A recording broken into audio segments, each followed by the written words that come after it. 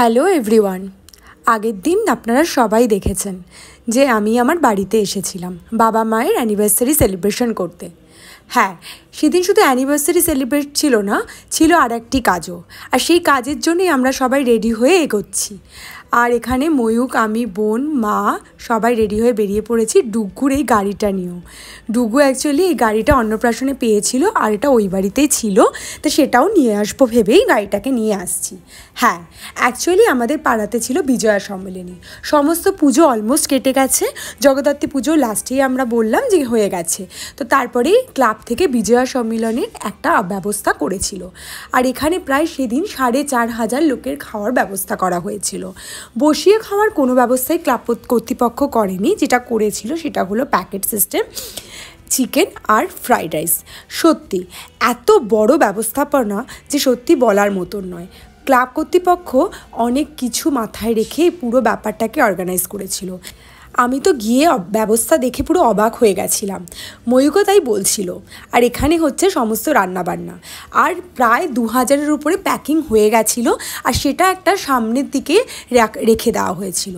আসলে এই ক্লাব প্রত্যেকটা কাজে এত সুন্দরভাবে উপস্থাপনা করে যে দেখতেও খুব ভালো লাগে। প্রত্যেকটা পুজো করে।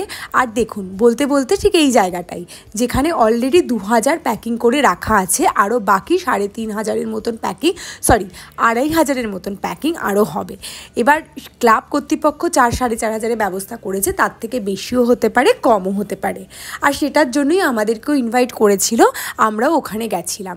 দিনের বেলা তো বাড়িতে মাংস খাওয়াই হয়েছিল, তাই আমরা রাতে ওখানে খাবো না। প্যাকিং যেটা করেছে ব্যবস্থা, সেটা নিয়ে আমরা বাড়িতে চলে যাব, এটাই আমরা প্ল্যান করেছিলাম। আর তার সাথে এখানে বাউল গানেরও ব্যবস্থা ওরা করেছিল। সত্যি মানুষজন লাইন দিয়ে খাবার নেবে বা বসে থাকবে, কিন্তু গান শুনবে, সেটা তাদের মনটা ভরিয়ে দেবে। কারণ গান শুনতে শুনতে তাদের ওই দাঁড়িয়ে থাকার ক্লান্তবোধটাও হবে না। আর এখানে এরা ঠিক করেছে যে প্রথম দিকে মহিলারাই এই পুরো পরিবেশনটা করবে, মানে সবাইকে হাতে হাতে খাবারটা তুলে দেবে। সত্যি মহিলারা জগদ্ধাত্রী পুজোতেও প্রত্যেকটা জিনিস ভালোভাবে অ্যারেঞ্জ করেছিল, আর এটাতেও তারা রয়েছে, দেখে খুব ভালো লাগে। আর এই ক্লাবের এই ব্যবস্থাগুলো কিন্তু সোসাইটির ভেতরে থাকলে খুব কমই দেখতে পাওয়া যায়, হয় সেটা অতটা বিশেষ করে সেরকম ব্যাপারটা থাকে না, যেটা একটা পাড়ার ক্লাবের মধ্যে থাকে। আর আমি আমার ছোটোবেলার থেকে এগুলো দেখে বড় হয়েছি। বিয়ের পরে অনেকটাই কমে গেছে, তবে হ্যাঁ, মা বাবা যখনই বলে এইসব এগুলোর জন্য যাওয়ার জন্য, ময়ূক আর আমি চেষ্টা করি সেখানে অ্যাটেন্ড করার। সত্যি খুব ভালো লাগছে দেখে। A few moments later.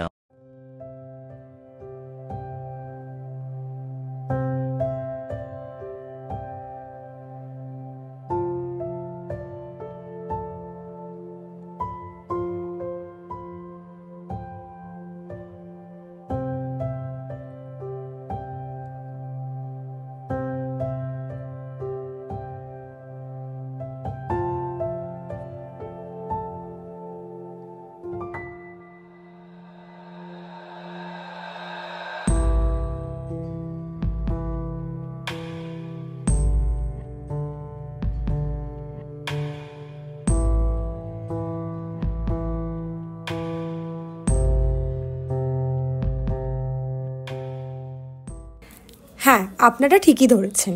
আসলে আমরা বাড়ি থেকে ফেরার পথে এখানে এসেছিলাম। যেহেতু খাবারটা প্যাকিং করেই নিয়েছিলাম, তাই আমরা আগে থেকে একটু প্ল্যানও করেছিলাম যে ওদের ক্যাফেটাতে আসবো। ওদের ক্যাফেটা মানে ইনসাইড আউটসের যে নতুন ক্যাফে, মানে এটা তো ক্যাফে নয়, ওরা মাল্টি কুইজিন রেস্টুরেন্ট ওপেন করেছে, সেখানেই এসেছি। আর আমরা ওদের ক্যাফেতে অনেকবার গেছি, যেটা আউট অ্যান্ড বিয়ন্ড। সত্যি ওদের ওখানকার খাবার দাবার খুব ভালো ছিল। এবার সেটাই এদের এখানকার খাবার দাবার কীরকম সেটাই ট্রাই করতে আমি আর ময়ূক এসেছি।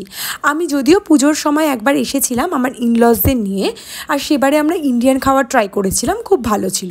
তবে হ্যাঁ, যেটা বলতেই ঢুকতে গিয়ে ওদের যে ডেকোরেশনটা, সেটা সত্যি খুব ভালো লেগেছে। আউট অ্যান্ড বিয়ন্ডের যে ডেকোরেশন, সেটাও ওদের খুবই ভালো করা ছিল। আর এখানে ডুগু হেঁটে হেঁটে চলে আসছে। এসে আমরা ভাবছিলাম যে না, ইন্ডিয়ান খাবার যেহেতু আমি আগে খেয়ে গেছি, আর ময়ূরকে বলেছিলাম যে ইন্ডিয়ান খাবার সত্যি খুব ভালো ছিল। ওদের একটা মাটনের আইটেম আমি আগের বারে নিয়েছিলাম, সেটা আই থিঙ্ক মাটন রাড়া সামথিং কিছু একটা ওটার নাম ছিল, যেটা আমি এখন ভুলে যাচ্ছি। তো সেটা আমি ট্রাই করেছিলাম, খুবই ভালো ছিল ওটা। আর তার সাথে লাচ্ছা পরোটা, যেটা সত্যি অয়েল খুব কম ছিল, লাচ্ছা পরোটাতে বোঝাই যাচ্ছিল না, আর ওটা কিন্তু পুরো আটার ছিল। আর একটা ডেজার্ট ট্রাই করেছিলাম, সেটা সত্যি খুব ভালো ছিল। আর আজকের এসে আমরা এখানে এখন কন্টিনেন্টাল অর্ডার করব। আর হ্যাঁ, ঢোকা মাত্রই ওরা এই একটা টিস্যু দিয়ে দিয়েছে হাতটা পরিষ্কার করার জন্য। সেটা সত্যি খুব ভালো, কারণ সবসময় গিয়ে বেসিনে গিয়ে হাত ধোয়াটা সবার পক্ষে সম্ভব হয়ে ওঠে না। আর খাওয়ার অর্ডার দিয়ে আমি আর ময়ূক যথারীতি একটু খুনসুটি করে নিজেদের ছবিও তুলে নিচ্ছি। ছবি তো তুলতে তুলতে ভিডিওই করা হয়ে গেছে। যাই হোক, এখানে কি খাওয়ার অর্ডার করেছি সেটা তো বলছি। তার আগে দেখুন ডুগুকে খালি প্লেট থেকেই চামচ দিয়ে কি তুলেও খাচ্ছে, সেটা ওই জানে।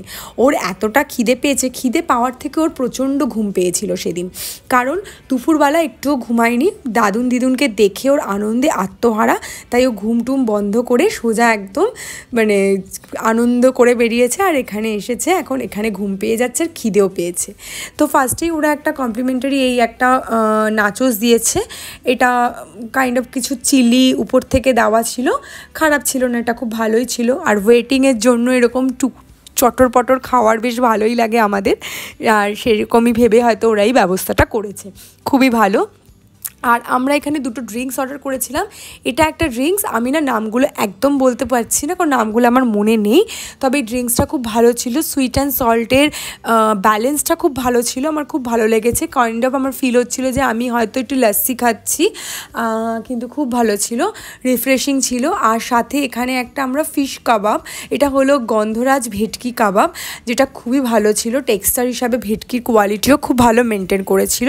আর ময়ূক এখানে অর্ডার দিয়েছিল আইসড আমেরিকানো, আই থিঙ্ক এটাও খুব ভালো ছিল, যদিও এটা একটুখানি স্ট্রং হয়, কিন্তু ভালো লাগছিল খেতে।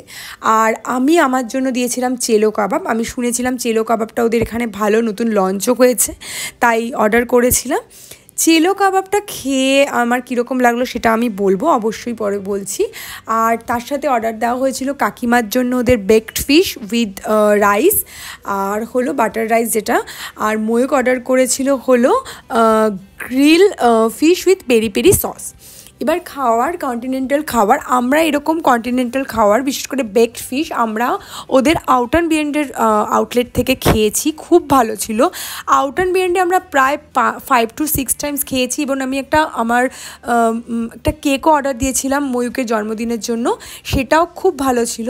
বাট সামহাও আমার কেন জানি না মনে হয়েছে সোলফুল অ্যান্ড বিয়ন্ডে কন্টিনেন্টাল খাবারটা আমার অতটা জমেনি, আমার খুব একটা ভালো লাগেনি। চেলো কাবাবেরও কাবাবগুলো অতটা আমার জমেনি। আর বিশেষ করে রাইসটা আমার একটুখানি অদ্ভুতই টেস্ট লাগছিলো, একটু বেশি চিজি, বেশি বাটারি ফিল হচ্ছিলো, যেটা আমার খুব একটা ভালো লাগেনি। আর ময়ূকের grill fish with peri peri sauce, সেটাও মোটামুটি ছিল, খুব যে আহামরি কিছু লেগেছে এটা নয়। এটা আমি বলবো না যে হতেই পারে এখানকার কন্টিনেন্টালের শেফ আলাদা আর আউট অ্যান্ড বিয়ন্ডের কন্টিনেন্টালের শেফ আলাদা, তাই হয়তো টেস্টে ডিফারেন্স লেগেছে, আমাদের লেগেছে, অন্যান্যদের এটা ভালো লাগতে পারে।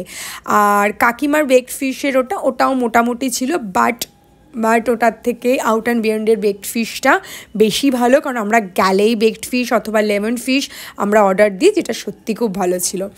আর যাই হোক, এটাই ছিল রিভিউ। বাট হ্যাঁ, ইন্ডিয়ান খাবার খুব ভালো। আমি একটা কথা বলতে চাই, আমি কোনো ফুড ব্লগার নয়, জাস্ট আমি খেতে ভালোবাসি, ময়ূক খেতে ভালোবাসি, আর আমরা বিভিন্নভাবে রেস্টুরেন্ট এক্সপ্লোর করি, তাই আমাদের নিজেদের টেস্টের উপর ডিপেন্ড করে আমরা রিভিউটা দিচ্ছি। এই টেস্টটা ডিপেন্ড করে যে যার যেরকম টেস্ট ভালো লাগে সেটার উপরে। যাই হোক, প্রত্যেকে গিয়ে একবার করে অবশ্যই ট্রাই করতে পারেন। আর আজকের মতন এখানেই শেষ করছি, এখন যাচ্ছি বাড়ির দিকে, আর অনেকটা রাত হয়ে গেছে। আশা করি ব্লগটা ভালো লাগবে, ভালো থাকবেন আপনারা আর আনন্দে থাকবেন।